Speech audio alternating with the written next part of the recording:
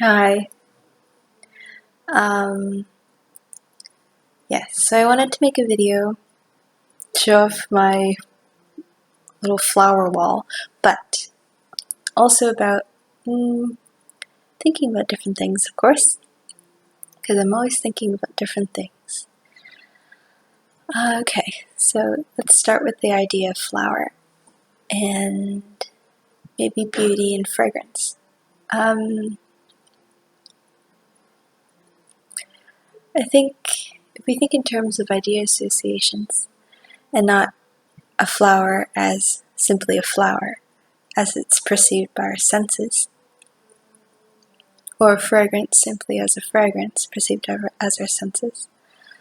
A flower can be symbolic of beauty, and beauty is a judgment. A flower is not in and of itself beauty, but it's kind of like a reference point from which we understand beauty. And a flower isn't something created by man. A flower is something created by God. And from it I think we receive idea associations as to what is beautiful, and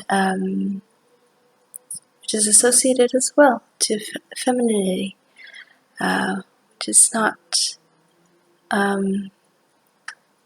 I think women are perceived sometimes as sensations and not as associations of idea, accurate associations of idea, which would lead to an understanding of someone's person. Given that someone's person is not something that is readily seen or understood. So simply by looking at a flower, we might not understand the idea behind it, which was, I think, intended by its creator, to have us to have an understanding of what beauty really is.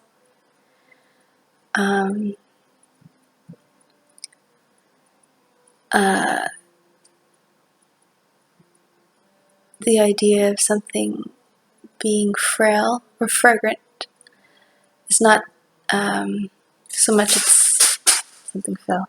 It's sensation. The idea of something being here and then not being there anymore, or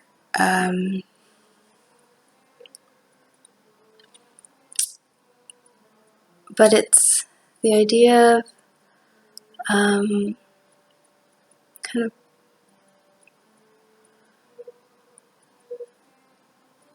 perceiving something that's only something fleeting. And just because something isn't very clear doesn't mean it's not of value. And sometimes with ideas, I think you can perceive an idea faintly from afar, and the idea might not be clear. It's a bit like a fragrance, or like a flower that only lasts for a little bit. An idea is kind of like that, where it's very faint, it's very temporary. Let's say you encounter many flowers, or the same fragrance, or many different fragrances, and then you start to put them together in a more solid structure of ideas. And that's when you have a more stronger understanding of an abstract idea.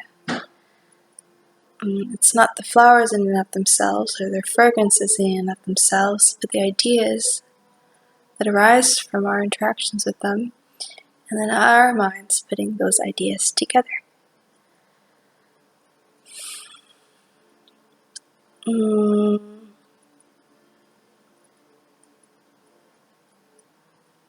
I think that the associations of ideas come naturally to us.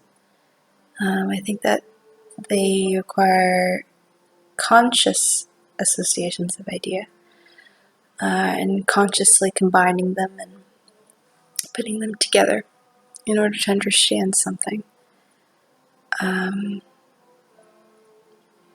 I think that people miss the meaning of something when they perceive it simply as a sensation, say simply as pink and fluffy, instead of an understanding, say, of beauty. What is beautiful, what is not.